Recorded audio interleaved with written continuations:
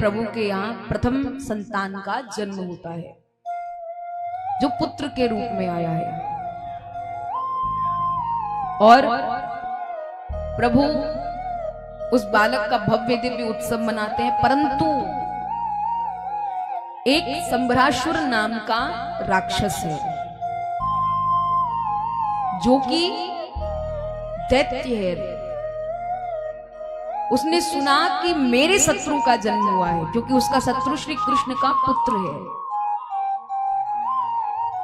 वो तत्काल द्वारिका जाता है और श्री कृष्ण के पुत्र का हरण करके लाता है और समुद्र में उस बालक को फेंक देता है। बालक को जब समुद्र में फेंका तो महाराज एक मछली ने उस बालक को निगल लिया है। निगलना माने समझते हैं, खाया नहीं है, निगला है। संजोग रहा कि वही मछली मछुआरों के द्वारा पकड़ी जाती है, क्योंकि कई लोग ऐसे होते हैं जो मछली को आहार देते हैं, और कई लोग ऐसे होते हैं जो मछली का ही आहार लेते हैं। वो राक्षस था। जो राक्षस लोग होते हैं वो मांसाहारी भोजन करते हैं। राक्षस है, उसी के घर में वो मछली पहुंच जाती है। उसके रसोई घर का कार्य संभालती है विद्यावती। जब मछली का पेट चीरा गया तो वो बालक निकला है। विद्यावती ने जब बालक को देखा तो बालक को देख करके विद्यावती के मन में ममत्व जग उठा। जो बालक बिल्कुल निर्जीव था, उसके पास कुछ ऐसी पेय पदार्थ थी जो बालक को पिलाई, जिससे कि बालक एकदम सजीव हो चुका है महाराज। इधर बालक धीरे धीरे बड़ा हो गया है और विद्यावती उस बालक के साथ अब पति जैसा व्यवहार करने लगी है।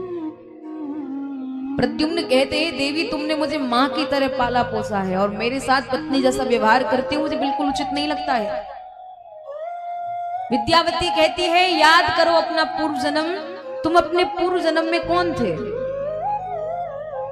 तो श्री कृष्ण के जो पुत्र है प्रद्युम्न वो याद कर रहे हैं, नहीं याद आता है। विद्यावती कहती है, तुम अपने पूर्व जन्म में कामदेव थे और मैं तुम्हारी पत्नी रति थी। भगवान शिव की समाधि में तुमने बाधा डाली थी और उनका जब वो तीसरा नेत्र खुला तो तुम उनकी दृष्टि पड़ते जल करके भस्म हो गए थे। शंकर भगवान की जय। और मैंने महादेव से प्रार्थना की थी तो महादेव ने मुझे वरदान दिया था कि जब यदुवंश कृष्ण अवतारा होइए हरण महामहि भारा।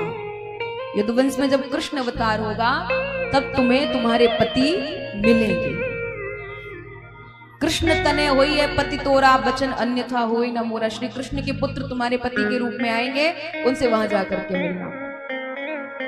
एक और बात, ये कामदेव कृष्ण का पुत्र क्यों बना है, इसकी भी एक बहुत सुंदर कथा थी। का एक मित्र है जिसका नाम है बसंत। दोनों भ्रमण कर रहे हैं। कामदेव ने नारद जी को देखा। नारद जी को देख करके कहता है, नारद जी मेरे हाथों में बहुत जोर से खुजली मच रही है। नारद जी कहते तो मैं क्या करूं? बोले ऐसी खुजली मची, ऐसा मन कर रहा है कि मैं किसी के साथ लड़ूं, युद्ध करूं। नारद जी कहते हैं, कोई योद्धा देखा है? बोले हाँ आप हो ना। नारद जी कहते हैं, मैं तुम्हारी लायक लड़ने योग्य योद्धा नहीं हूं, तुम इतने बड़े बलवान, मैं साधारण सा। तो बोले फिर कोई योजना, खाना पीना। और वो कहते कि नहीं बालक के साथ जाकर के युद्ध करो, तो मैं तो इसीलिए आया हूं। प्रभु कहते हैं, अच्छा रुको रुको रुको, तुम्हें नारद जी ने भेजा है क्या? ये बोला हाँ। तो यहां तत्काल प्रभु कहते हैं, जिसके ऊपर नारद जी कृपा कर देते हैं ना, फिर उसके ऊपर मुझे भी कृपा करनी ही पड़ती है, क्योंकि भगवान की नारदो दैव दर्शना, ये निश्चितता है। तत्काल प्रभु कहते हैं, बोले युद्ध तो मैं करूंगा, पर युद्ध भी दो प्रकार का होता है, एक मैदान का, एक किले का। तो तुम बताओ कौन सा करोगे? बोले मैंने किले वाले युद्ध बहुत किए, मुझे आज मैदान वाला करना है। प्रभु बोले पर एक शर्त है, जो हारेगा वो जीतने वाले को पिता कहेगा। मंजूर है? कामदेव बोला हाँ, तुम ही हारोगे, तुम ही मुझसे पिता कहोगे। प्रभु बोले वो समय बताएगा। कृष्ण मुरली बजाते हैं। कामदेव से कहा चलाओ अपने बाणों को। कामदेव ने महाराज बाण चलाया और प्रभु की बंसी को सुन रहा है। बंसी को सुनते सुनते सुनते सुनते कामदेव दीवाना हो गया। अपनी छवि बनाई के श्याम के पास गई और जब देखी श्याम की, जब छवि देखी प्रभु की, तुम्हें अपनी भूल गई। कामदेव अपनी सुध बुध भूल चुका है। जो निशाना सीधा साधा था वो टेढ़ा चला गया। गजब की बांसुरी बजती है वृंदावन बसैया की, करूं तारीफ मुरली की या मुरलीधर कन्हैया की। महाराज प्रभु मुस्कुराने लगते हैं कामदेव की उस स्थिति को देख करके। प्रभु के मुस्कुराहट को देख करके कामदेव तो और भी दीवाना हो गया। केवल प्रभु को निहार रहा है, प्रभु को देख रहा है। प्रभु बोले क्या हुआ, युद्ध करने आए थे, करो युद्ध। बोले महाराज मैं आपके साथ भला क्या युद्ध कर सकता, माफ कीजिएगा।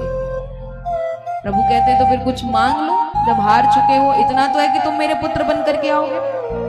कामदेव कहते हैं केवल मैं इतना चाहता हूं कि आपकी कृपा मेरे ऊपर सदैव बनी रहे।